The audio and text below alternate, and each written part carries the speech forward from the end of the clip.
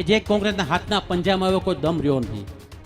ઉના તાલુકાની અંદર હાવણાવાળા પાર્ટીનો એક પણ વ્યક્તિ હાથ પકડવાવાળા કોઈ માણસો ઉના તાલુકાની અંદર હતા નહીં. કોંગ્રેસના હાથના પંજામાં હવે કોઈ દમ નથી રહ્યો.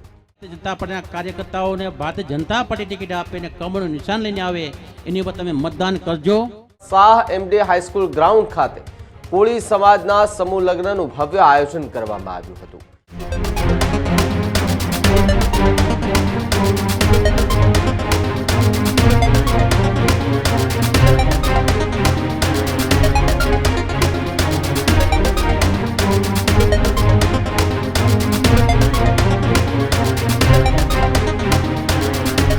શાહ એમડી હાઈસ્કૂલ ગ્રાઉન્ડ ખાતે કોળી સમાજના સમૂહ લગ્નનું ભવ્ય આયોજન કરવામાં આવ્યું હતું.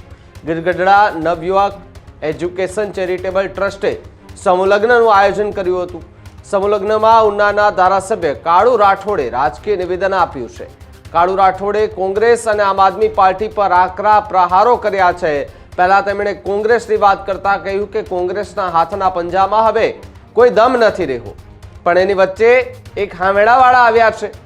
આવનાર દિવસોમાં આપણે હાવેણાની કોઈ જરૂર નથી તે પ્રકારની વાત કાળુ રાઠોડ કરતા જોવા મળ્યા.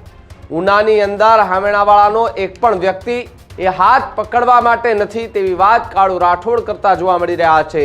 ત્યારે એક તરફ સમૂહ લગ્નનું આયોજન કે જ્યાં કેટલાય નવદંપતીઓ પ્રભુતામાં પગલાં માંડી રહ્યા હતા, એની વચ્ચે કાળુ રાઠોડે મંચ પરથી કોળી સમાજના લોકો ઉભા હતા તેની વચ્ચે એ પ્રકારનું નિવેદન આપે છે કે જે રાજકીય નિવેદન એ હાલ ખૂબ ચર્ચામાં જોવા મળી રહ્યું છે.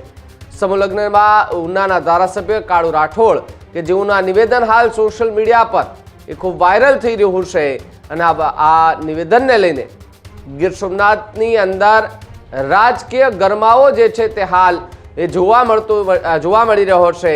ત્યારે વિપક્ષ તરીકે ભારતીય જનતા પાર્ટી કોંગ્રેસને એમ માનતું હોય કે સામે અમારી વિપક્ષ હોય તો માત્ર ને માત્ર કોંગ્રેસ છે, આમ આદમી પાર્ટી એ વિપક્ષ તરીકે નથી આવતી તે પ્રમાણના આરોપો જે છે તે અનેક વખત આપણે જોયા છે. એની વચ્ચે ભારતીય જનતા પાર્ટીના ઉનાના ધારાસભ્ય કાળુ રાઠોડ કે જેમનો વિડીયો સોશિયલ મીડિયા પર વાયરલ થતા ગીર સોમનાથની રાજનીતિમાં ફરી એકવાર ચર્ચાનો વિષય બન્યો છે. 15 જિલ્લા પંચાયત, તાલુકા પંચાયત, નગરપાલિકાની મુદ્દો તો પૂર્ણ થયા છે. 1.5 મહિનામાં ફરી ચૂંટણી આવવાની છે.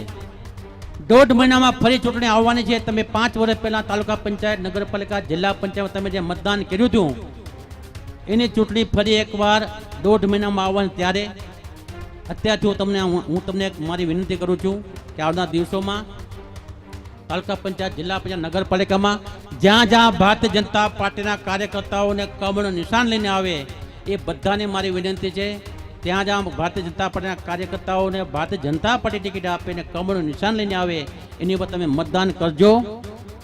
સાથે સાથે બીજું, કોંગ્રેસ તો મેદાનમાં છે જ કે જે કોંગ્રેસના હાથના પંજામાં આવ્યો કોઈ દમ રહ્યો નથી. ભારતીય જનતા પાર્ટીનું કમળ નિશાન, ભારતીય જનતા પાર્ટી કમળની વચ્ચે કોઈ કોંગ્રેસ સામે છે જ નહીં, પણ એની વચ્ચે હાવણાવાળા આવ્યા. હાવણાવાળા તમને ખ્યાલ હશે, દિલ્હીની અંદર સફાયો થઈ ગયો હાવણાવાળાનો. ઉના તાલુકાની અંદર હાવણાવાળા પાર્ટીનો એક પણ વ્યક્તિ હાથ પકડવાવાળા કોઈ માણસો ઉના તાલુકાની અંદર હતા નહીં. ઉના શહેરમાં પણ હતા, પણ હમણાં આમ આદમીનો જન્મ થયો છે અને જન્મ કોને કર્યો ને કોને આપ્યો છે આપ શબ્દ ખ્યાલ છે. અને જે હાવણો લઈને આવ્યા છે એમાં હાવણાને હળજ્યું છે ને એ હાવણાવાળા નથી, એમાં હળ્યું ક્યાંક બીજાની છે. એટલે આવનાર દિવસોમાં હાવણાની આપણે કોઈ જરૂર નથી. આ ગામની અંદર આપણે ઘરે ઘરે હાવણાઓ છે જ ને આપણો ઘન આંગણો શહેર આપણે સાફસૂફ કરીએ છીએ. આગામી દિવસોમાં હાવણાવાળાને સંપૂર્ણપણે જાકરો આપવાનો છે અને આપણો ઉના શહેર તાલુકો રંગીલો તાલુકો છે. આ શહેરમાં તમારી કોઈ પણ જરૂરિયાત નથી, તમારે યોગદાન પણ જરાય પણ નથી. ક્યાં આધાર તમે મત માગવા આવ્યા છો? ઉના શહેરમાં તમે ક્યાં આધારે મત માગવાનો છો? તાલુકાના લોકો પર તમે ક્યાં આધારે મત માગવાનો છો?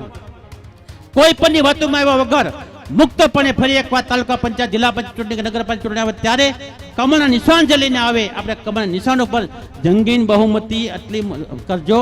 એટલા માટે કે આ સમૂહ લગ્ન છે, સમૂહ લગ્ન કરનારા લોકો ભારતીય જનતા પાર્ટીના આગેવાનો કાર્યકર્તાઓ છે અને હું ભાજપનો એક કાર્યકર્તા છું. મારી અપેક્ષા કમળના નિશાન ઉપર જ હોય ને આપણે એવું કોઈ કામ કર્યું નથી કે અમે મત ન માગી શકીએ.